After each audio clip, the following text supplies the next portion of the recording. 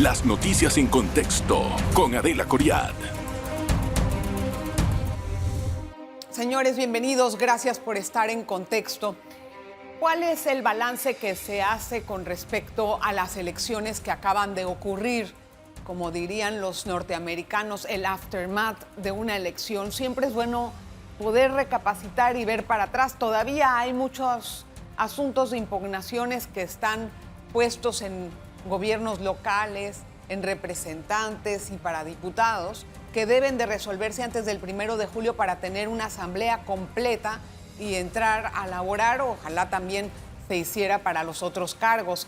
Pero a nivel del Tribunal Electoral, ¿cuál es la mirada que se debe de hacer a los errores, a los aciertos, al futuro, especialmente porque uno de los magistrados se retira en diciembre, cumpliendo ya con su labor? Él está hoy, en esta noche, con nosotros.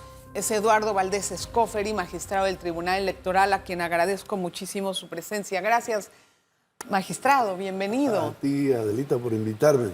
Oiga, magistrado, qué gusto tenerlo, magistrado, ¿no? Y a mí encontrarme contigo no ha venido en este espacio televisivo. Gracias, magistrado. Como es corto, no quiero sonar un poco filosa, pero quiero hacer la pregunta de inicio.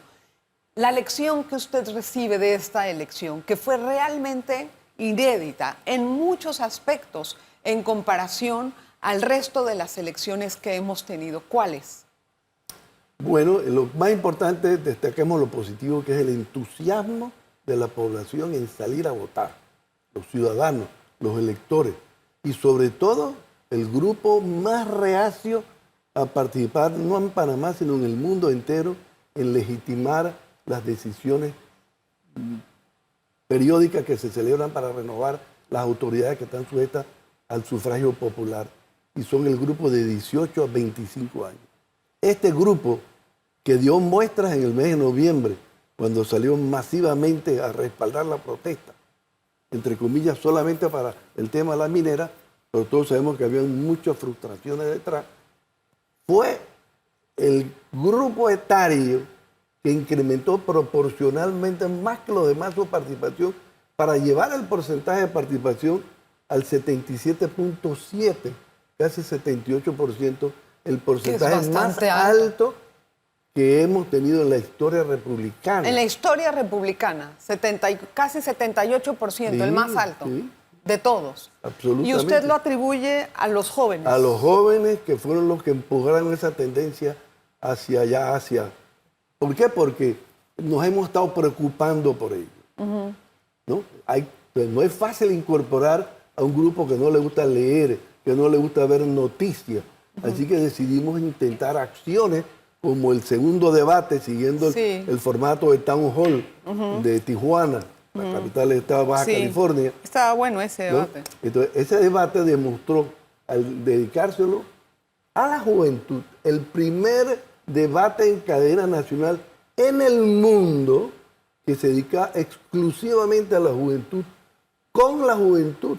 Como actor principal. Y llevamos a los 60 y tantos muchachos de todo el país, mitad varones, mitad mujeres, a que fueran ellos los que hicieran la pregunta. Ese formato demostró que fue el que más le gustó a los... ¿Y qué es lo malo? Porque dijo, vamos a empezar por lo bueno, y entonces después se iba a referir a... No, primero quiero terminar dándote la data de que ese debate fue el que más rating tuvo, de acuerdo con Ibope. Más de 613,000 personas lo vieron, ganándose al que se hizo con la Universidad de Panamá, que tiene décadas, y al que se hizo con la Cámara de Comercio, que también tiene décadas. Así que esta innovación con y para la juventud fue uno de los motivos que ayudó a despertar a los muchachos y muchachas. Hablando de debate, solamente para finalizar en ese tema, ¿cree que debe de ser obligatoria la presencia de los candidatos? No. Ahí está la prueba de que no es necesario participar en un debate. No es que sea necesario, no, sino que debe de ser obligatoria para que no chifeen los debates. No, yo no creo. Yo creo que tiene que ser algo optativo. La regla general en el mundo es que sea optativo. Uno deja la silla vacía de aquel que decidió no ir. ¿Y por qué gana igual el que decide no ir? ¿Qué pasa? No es la primera vez, muchos países eso no han ido. La idea es nutrir al elector con el voto informado. Pero si los que deciden no ir buscan otra forma de informar y proyectarse, esa es su opción, es su decisión. Magistrado, en esta elección, el Tribunal Electoral tuvo que hacer decisiones importantes, especialmente con la inhabilitación esta famosa de Martinelli y después de Molino. Se recordará usted cómo fue la tensión, ¿no?, en el país por unas cuantas semanas. Y yo seguí el caso muy de cerca y me di cuenta que el tribunal, igual de voz de algunos de ustedes, que iban a hacer un proceso a través de los juzgados electorales administrativos y después lo iba a resolver el Pleno, ¿no?, en caso de apelación. Pero al final, el Pleno fue el que tomó el mando. ¿Qué pasó en ese interín?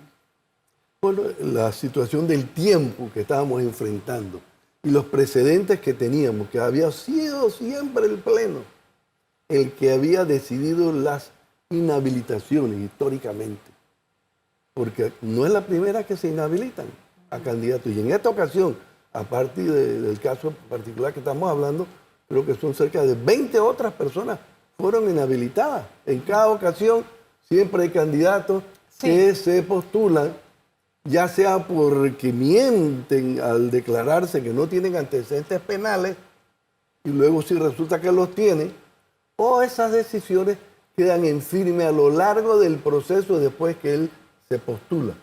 Y así ocurrió en el 2019. ¿Pero por qué habían dicho primero que iba a ir a los juzgados? Bueno, porque estábamos analizando las distintas opciones. Pero a medida que se nos apretaba el tiempo, teníamos que buscar una interpretación que fuera acorde con el momento político, que requería una decisión expedita.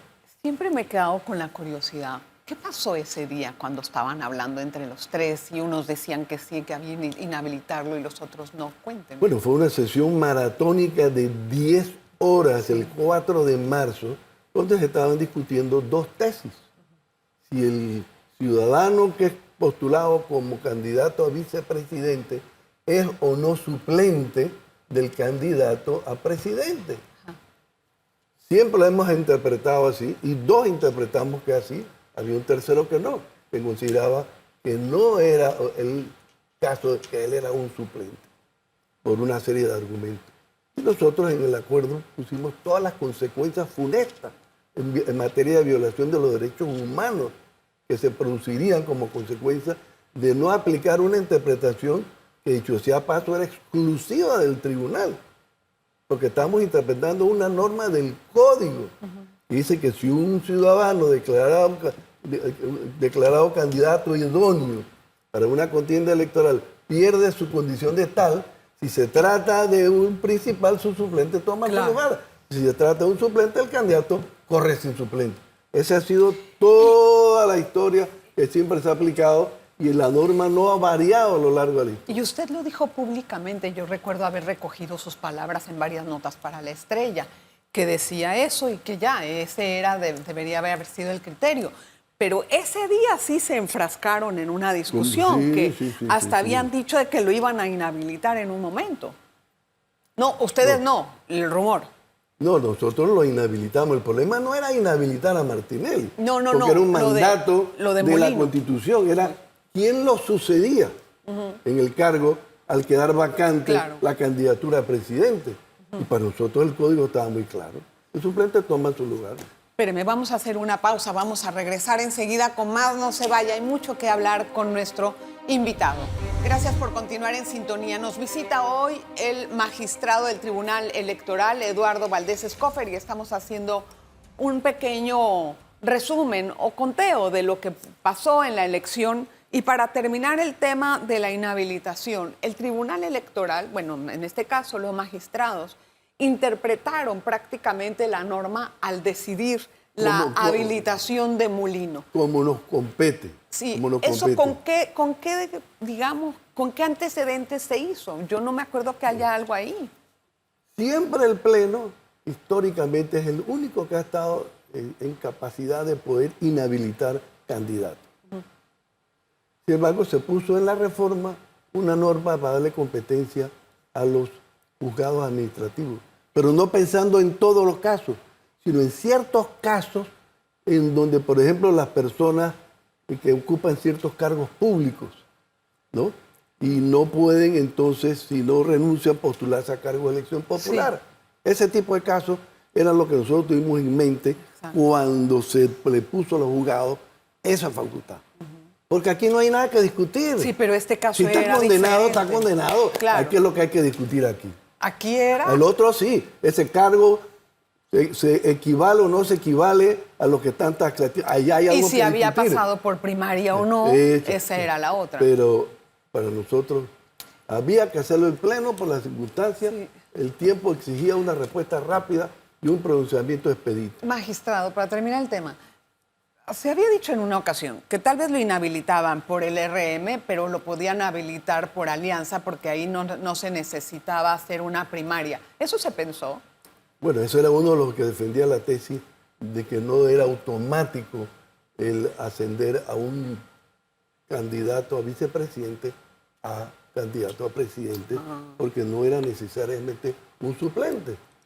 Pero nosotros conseguimos opiniones de expertos que han estado en la Comisión Interamericana de Derechos Humanos y nos confirmaron que la interpretación que hizo el Tribunal Electoral era la correcta, porque se aseguraban la mayor cantidad de derechos.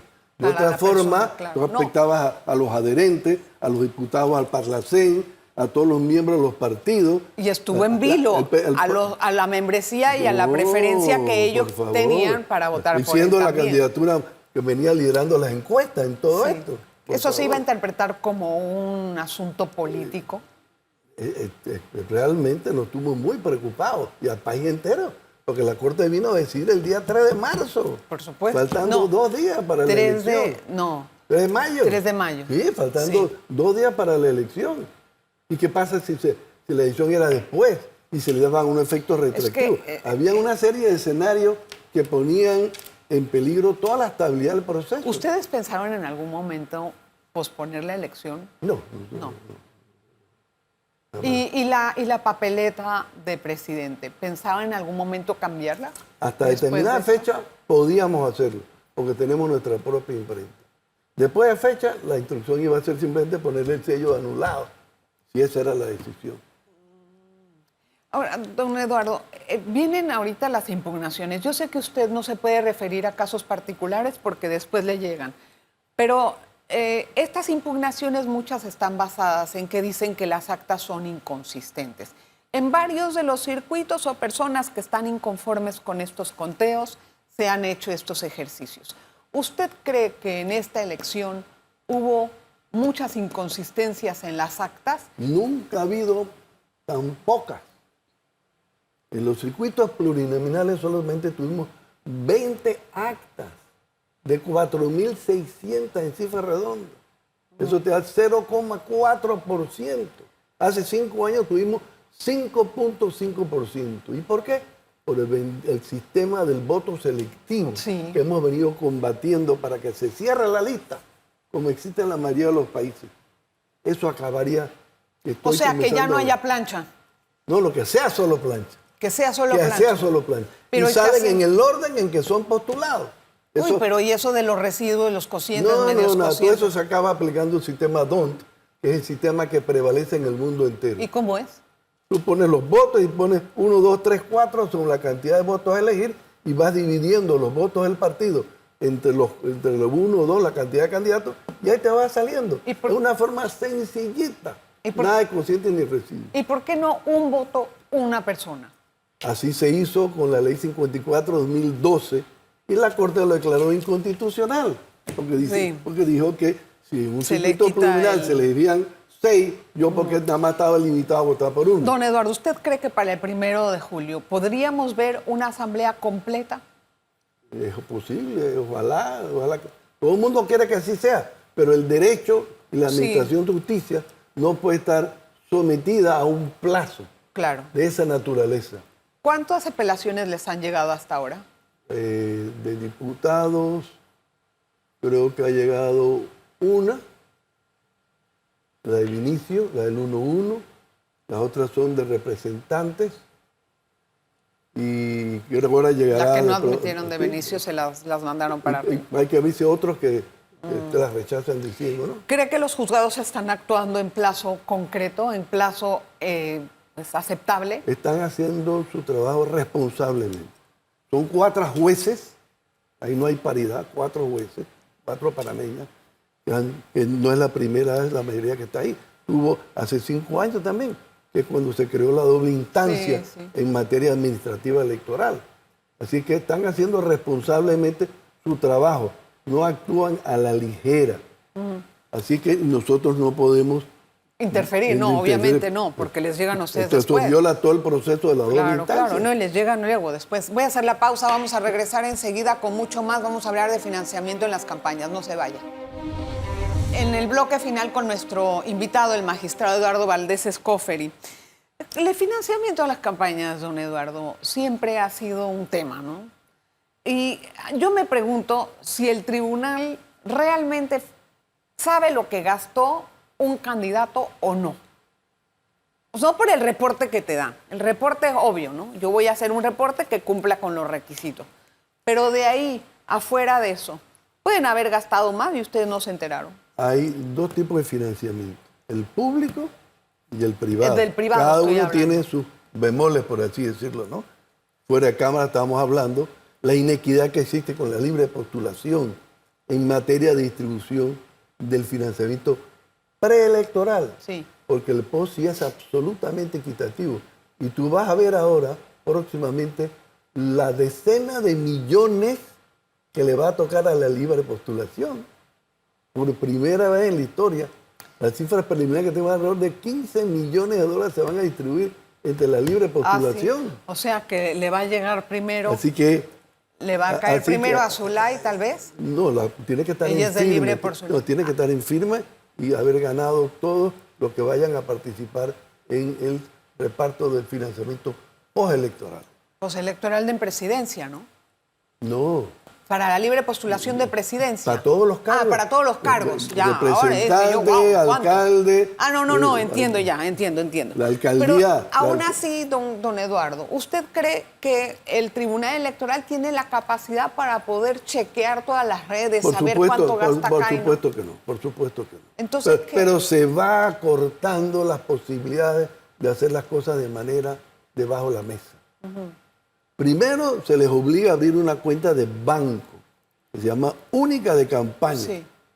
Ya tú no puedes comenzar a manejar la cuenta a través de distintas cuentas. Ya es una sola cuenta.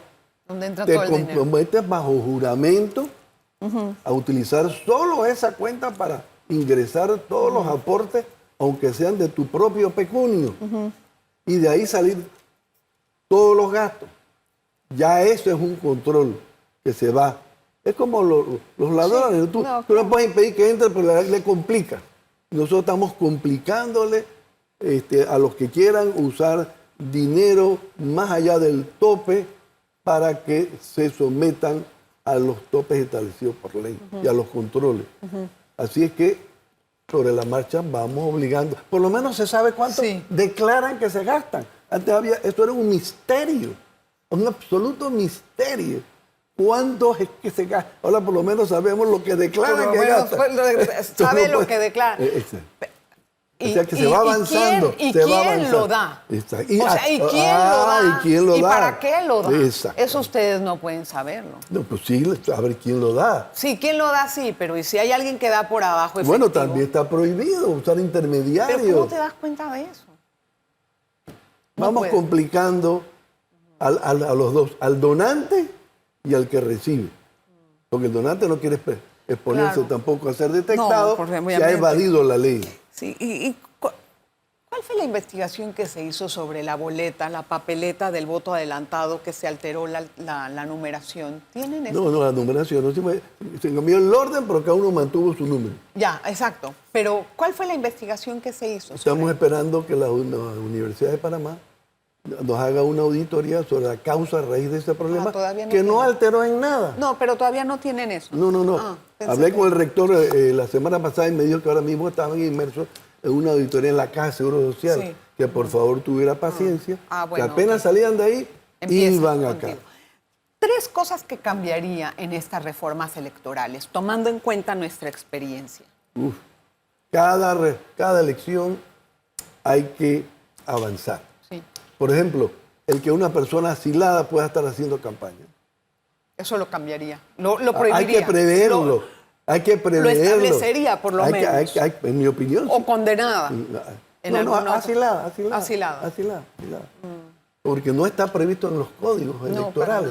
Pero se nos presentó la situación. Y a pesar de que los tratados internacionales prohíben la participación en la política interna del país del cual uno se asila, los asilados... Y como no está en el código, no hay nada que hacer. ¿Qué otra cosa cambiaría? El reparto preelectoral entre la libre postulación. Y ahora que la Cámara de Diputados hay un grupo componente de libre postulados, el más grande, 20 diputados, estoy seguro que ahora sí va a ser más equitativo. Nosotros propusimos que tenía que ser 15-85% el reparto. ¿Por qué 15? ¿Por qué 15? Porque fue el promedio de una investigación científica que hicimos. ¿Y la recolección de firmas no cambiarlo? Hacer primarias para libre postulación. Esa fue una tesis que se planteó por primera vez en la Comisión de Reforma. Hay que volver a traerlo. Es más justo. Un periodo muy corto de recoger firmas para ver quién tiene derecho a ir a la primaria, para que no vaya Raimundo y todo el mundo. Los no inscritos en los partidos políticos. O sea, así como en las primarias van los que están inscritos, entonces acá votan los que no están inscritos. Don Eduardo, usted termina su periodo en diciembre. Si le dicen te quedas, ¿se queda? No, ya es suficiente. 34 años y medio de mi vida con 81 que tengo, es casi la mitad, suficiente. Ya yo doy mi cuota, estoy sobregirado. Así es que... La credibilidad del tribunal seguirá estando en alto con los relevos. Todo depende de la actuación de los futuros colegas. ¿Usted cree que hay injerencia o influencia de los partidos políticos sobre los magistrados o los jueces? Siempre intentan, eso es iluso no creerlo. Pero los magistrados han demostrado de que estamos por encima de eso. Porque siempre hay vínculos, ¿no? Sí, pero esos vínculos no han, en mi opinión, no han afectado la decisión de los magistrados. En la mayoría de los casos. Siempre hay excepciones que se prestan a interpretaciones diferentes, ¿no? Pero desde el 90, yo estoy en 1 de junio del 90, y que hace poco cumplí los 34 años, ¿no? Yo era el único que no estaba inscrito en partidos políticos. Sí. Pero uno era para Nieta, el otro era demócrata cristiano, después salió el demócrata cristiano, entró un PRD, después salí yo por un mes y medio, entró Gerardo, que venía de la Fiscalía, también PRD, y todos se fueron despojando de sus compromisos políticos partidistas, y tú los vieras, en mi opinión yo los veía al interno absolutamente desvinculados. Comprometidos. Comprometidos con hacer su trabajo de juez.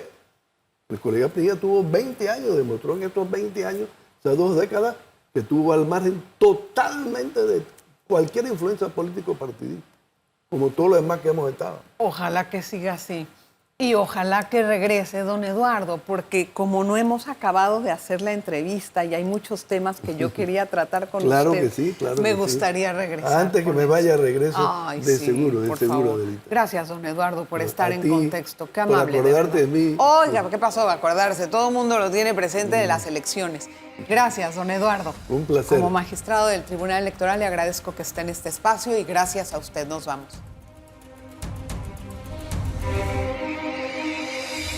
Las noticias en contexto con Adela Coriad.